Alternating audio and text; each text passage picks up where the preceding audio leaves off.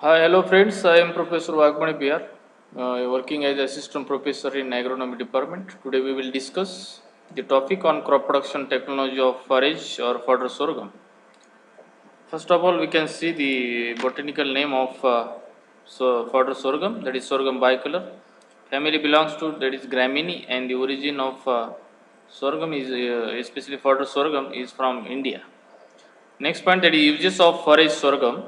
In terms of the forage sorghum, it is characterized by quick growth, high yield and dry matter content, then lipiness, better palatability, and the also digestibility and the intake, as well as the material for the excellent silage.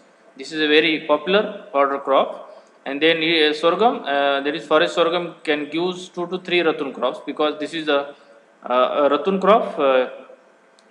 Especially the regrowth of the previous crop will be obtained from the sorghum. It gives 2 to 3 ratun crops. In sorghum herbage or the forage or the biomass contains 7.75% crude protein, then 73% EE, then 32 to 36% crude fibers, and 49 to 61 percent NFE on the dry weight basis. Then forage sorghum are used primarily as a silage for livestock. They are sometimes grown and harvested with the soybean to improve the protein content of the silage. Then Sudan grass and the Sudan grass hybrids are also grazed with the uh, sorghum, especially for the livestock, or fed as a green chop or hay. Then forage sorghum usually produces as much silage as per acre as corn. However, the sorghum silage contains less grain, or is higher in fiber than the corn silage. Through the protein, especially protein content of the sorghum silage is similar or slightly higher than that of the corn, and it is less digestible.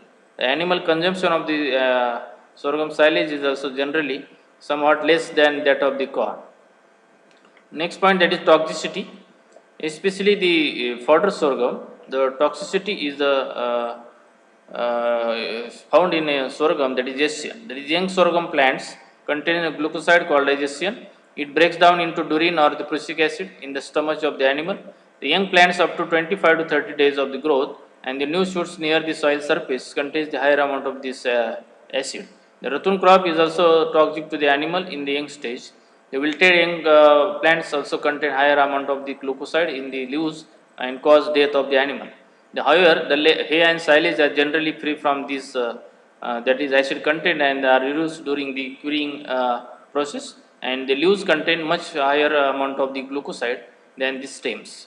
On the dry weight basis, 500 ppm of SCN in leaf is dangerous to the cattle.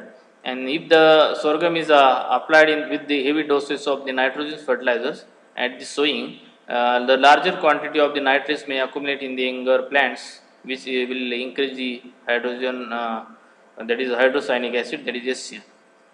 Next one, the ecology condition, especially for cultivation of fodder sorghum, it can grows. It requires the soil condition, like it can grows in almost all types of soil, that is red or black or light or heavy soils, except very sandy. Sandy loam to clay loam soils are best for the cultivation of forage sorghum, and it also performs well on the heavy and fertile soils under irrigated conditions, and it can withstand moderate salinity condition, and the pH range should be 6.5 to 7.5. In climate, it is a tropical crop, ideal suitable to moderate rainfall areas. It requires hot and humid climate, and also requires warm weather. And it can also be grown under rainfall condition, annual rainfall, that is between 300 to 350 mm, and the optimum temperature varying from 20 to 25 degrees Celsius are ideal for its growth. And in field preparation, being a shallow rooted crop, does not require deep cultivation, and the one plowing followed by 2 to 3 harrowing are enough to obtain the fine tilth, the fine type of seed bed. Next one, the varieties, especially the forage sorghum or the fodder sorghum. The popular varieties are Maldandi, that is M-35 days. You can see here the photographs. And this variety is developed by MPKV Rauri. It is especially in KVK mode. This variety is developed and very popularly cultivated all over the Maharashtra as a fodder purpose. Then the next variety, that is CO11, then CO27, CO31, then Miti Sudan, then Zawar Chari 69, then Safed Moti, then CSV 15, then SPU 669. You can see the photographs, that is this is a Coimbatore 31, then this is a CSV 15 and the Safed Moti. Next one, the seeds and sowing, especially for the forage sorghum or the fodder sorghum, requires 40 to 50 kg seed rate per hectare, or sometimes 100 kg per hectare. And the spacing required in between row to row and plant to plant, that is 25 by 10 centimeter or 30 by 15 centimeter. And the sowing time, that is June to July. Sowing depth 2 to 3 centimeter, and the very popular method for sowing of the forage crops, that is broadcasting only. And the seed treatment before sowing the sorghum seeds are treated with the fungicide like Thyram or Captain at the rate of 3 gram per kg of seed, helps to the prevent seed as well as soil borne diseases, and also control the shoot fly. The seeds treated with the carbofuran at the rate of 100 gram per kg of seed before sowing, and also the treated with biofertilizer fertilizer like azotobacter at the rate of 25 gram per kg of seed, helps to enhance the nitrogen fixation by non-symbiotically.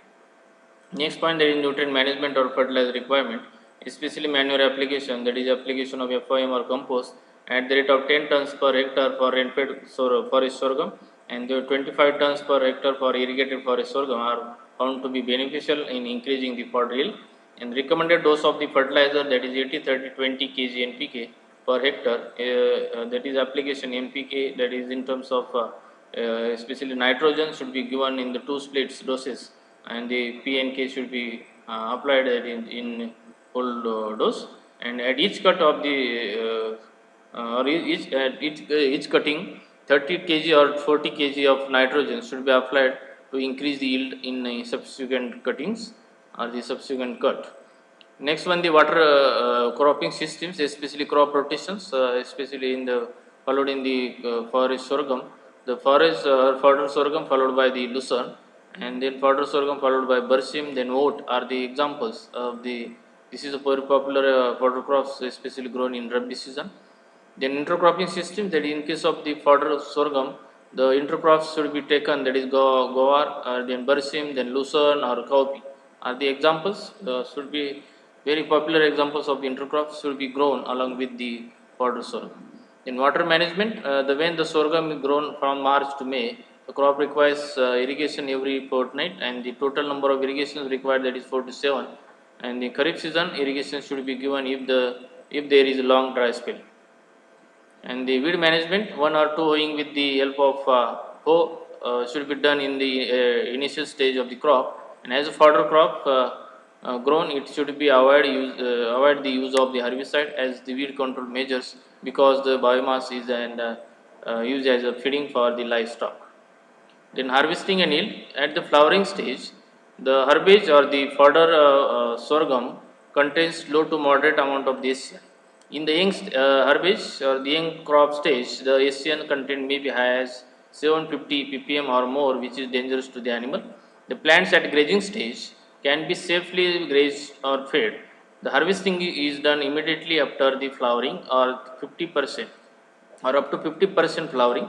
This is ideal stage for harvesting of the fodder sorghum, that is to avoid the uh, uh, health or any dangerous effect of SCN to the animal health. Then delay in harvesting result in decline in crude protein and the digestibility of the nutrient, and the crude fiber also increases. Hence, the fodder sorghum should be harvested at the correct or the timely, that is at flowering or the 50% flowering stage. The calcium and phosphorus also decreases if it is harvested delay. The stem becomes hard and woody with maturity. If the multi-cut varieties are grown, the first cut should be taken after 60 days, and the latter on at the interval of 35 to 40 days.